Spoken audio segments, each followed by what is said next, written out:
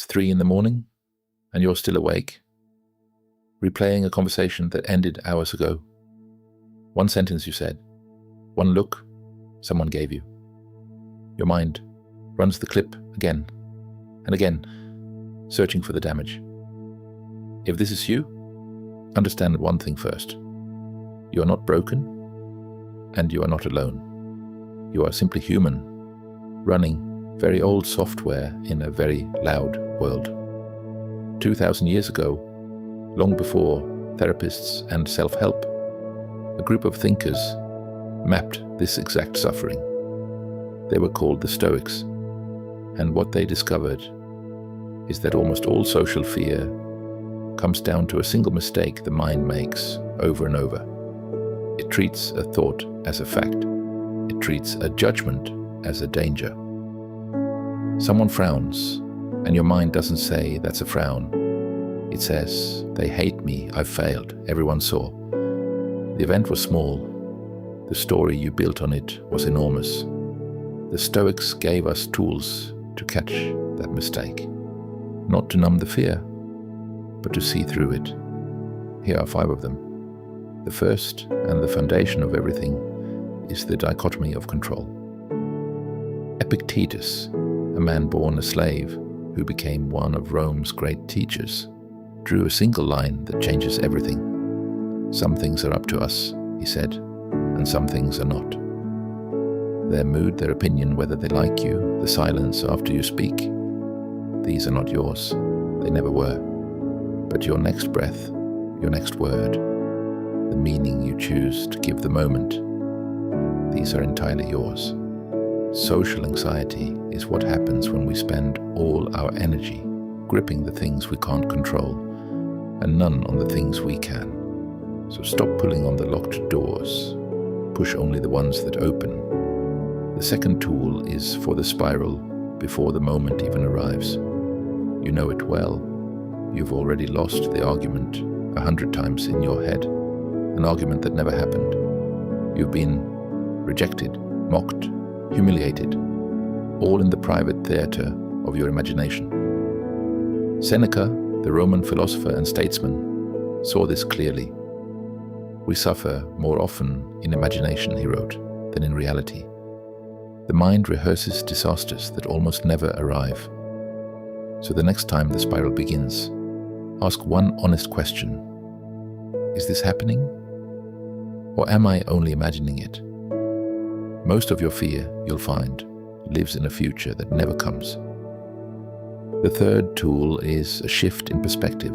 The Stoics called the view from above. When the room feels too big, when every glance feels too heavy, do this in your mind. Rise above the room, above the building, above the city, until you and everyone judging you are just specks on a vast, turning world.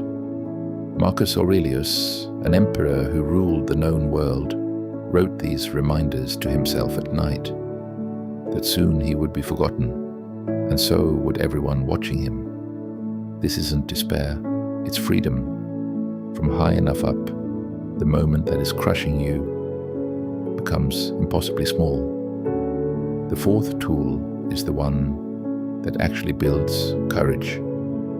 Because courage is not something you feel, it's something you practice. The Stoics called it voluntary discomfort. Seneca would live for a few days as if he were poor. Plain food, rough clothes, not because he had to, but to learn that the thing he feared was survivable. You can do the same with being seen. Say the small, awkward thing. Send the message you've been avoiding. Let your voice shake and speak anyway. Each time you choose the discomfort instead of fleeing it, it loses a little of its power over you. Confidence isn't the absence of fear. It's the memory of having survived it. And the fifth tool is the one the Stoics kept closest of all, memento mori. Remember that you will die. It sounds morbid, but they used it to become free. That sentence you're still cringing over, in 100 years, no one in this story will be alive to remember it. Not them, not you. When you hold your whole life up against the fear of a stranger's opinion in a room, the fear shrinks to almost nothing. You were never going to be remembered for the awkward pause. So you may as well risk the honest word. Here is how you actually use these. Because philosophy you only read. Changes nothing. Each morning, name one thing that is in your control today, and one thing that is not, and set the second one down. Choose one small discomfort to practice on purpose. And each night, don't prosecute yourself for the day. Review it, like a coach, not a critic. Ask, what did I do well? Where did my mind treat a thought as a fact? What will I do a little better tomorrow? Do this, and something quiet begins to change. Not overnight, but the 3 a.m. replays grow shorter. The rooms grow lighter. The stranger's frown becomes, once again, just a frown. You will not become fearless. That was never the goal. Fearlessness is a story anxious people tell themselves about everyone else. The goal is smaller and truer. To feel the fear, catch the thought, and choose your next word anyway. You can't control the room. You can always control the next thing you tell yourself. I'm the Quiet Stoic. If this helped, stay a while. There's more here for the overthinking mind.